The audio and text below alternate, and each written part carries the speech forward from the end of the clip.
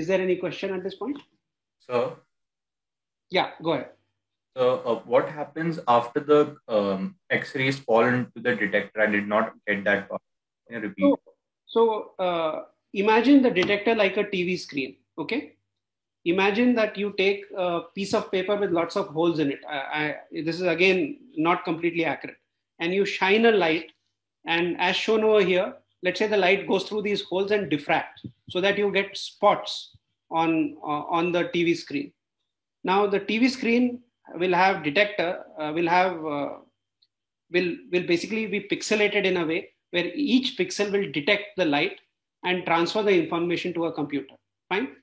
Then the whole the pixels which have received the light and which are activated will be erased, and you will get a blank screen. The crystal will be turned by 1 degree, and X-ray will be shot through the crystal again. You take an image, you turn the crystal, again you erase the screen, and you take another picture. So you take a few thousand pictures like this, all of them looking approximately like the picture shown over here.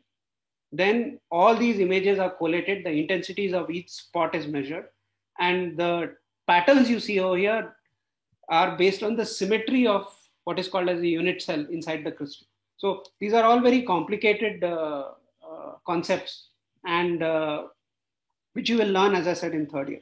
What you need to know is, if you have a crystal of which is a regular crystalline array, you shine X-rays which have a very low wavelength, you will get a pattern, and the pattern can be used to decipher electron density map. The electron density map, once you fit your model inside the electron density map, will give you an atomic resolution structure of the macromolecule that you are trying to solve. Is that clear? Thank you, sir. Sure. Thank you. So could you explain the phase issue with crystallography you spoke about? Not in this class. It's too complicated. Okay, sir. Okay. Just remember that there is something called as a phase problem, and you are losing the phase. And effectively, if you think of a beam of light, so basically the phase information is where the light is in phase, here or here. So you're losing this information. All you are getting is a spot which is very intense, or you have a spot which is less intense. So you have intensity, but you are losing the phase information in because we cannot detect. We do not have an ability to detect the phase. If we knew the phase, then we could solve the structure even more quickly. I had a doubt. Yeah. So what is A and B type of DNA? I'll come to it. That is all, I am doing things in a stepwise manner. I'll come to A and B forms. Okay, sir. Sir, in the electron density map, can we find each and every atom with the help of electron density map? Yes. So it depends on, different crystals are nothing but crystalline arrays which we have made, right, after purifying a macromolecule, with proteins being the most common. Now, all crystals which we grow in the lab, and PhD students do that regularly, are not of the same quality. There is huge reasons for a variation in quality. So some crystals give diffraction patterns which are very high resolution, which means we can get as much as 1.5, 1 angstrom resolution.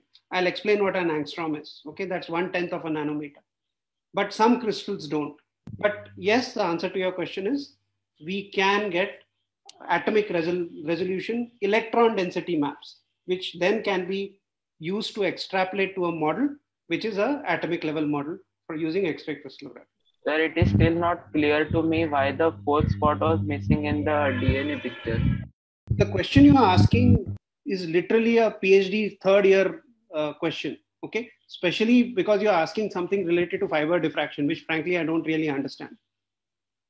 So it turns out, from what I can read, is that if you do the missing fourth spot seemed to indicate to Watson and Crick and to Rosalind Franklin that there were two strands in the DNA, not a single strand. And you're right. I don't understand at this point why that is so.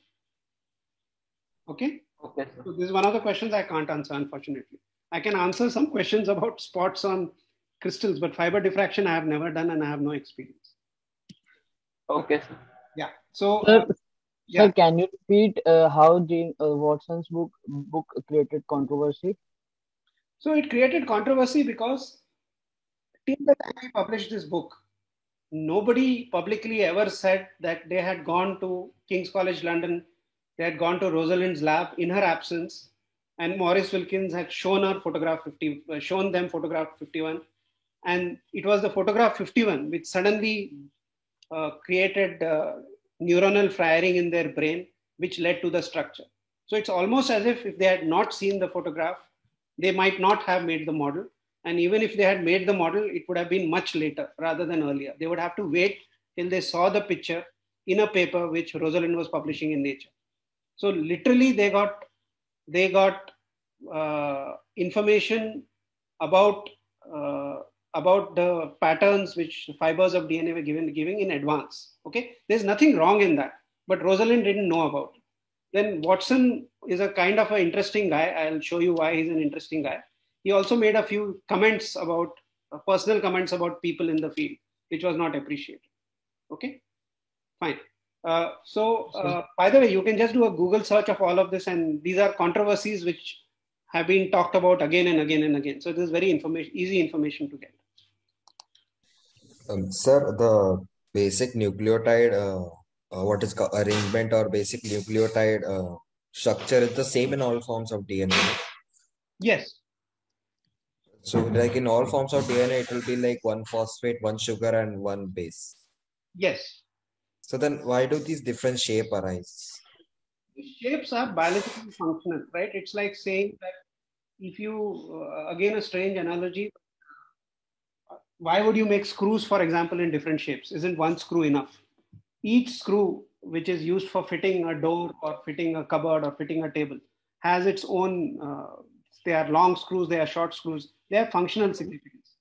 Similarly, these different forms of DNA, which are believed to be found inside the cell, they are not just artifacts of humidity and salt, have been clearly shown to have functional roles. In fact, the triple helical part and the 4 helical part have more functional roles than we ever realized.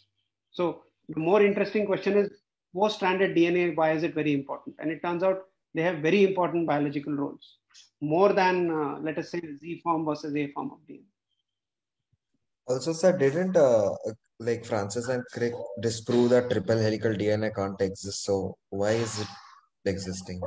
No. So you see, all in the 1950s, especially before 1953, there was not much data about what this molecule looked like.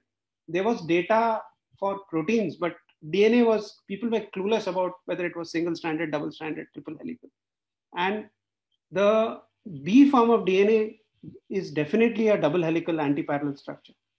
But it's only 10 years, 20 years later that we realize that other forms of DNA, especially triple helical, do exist.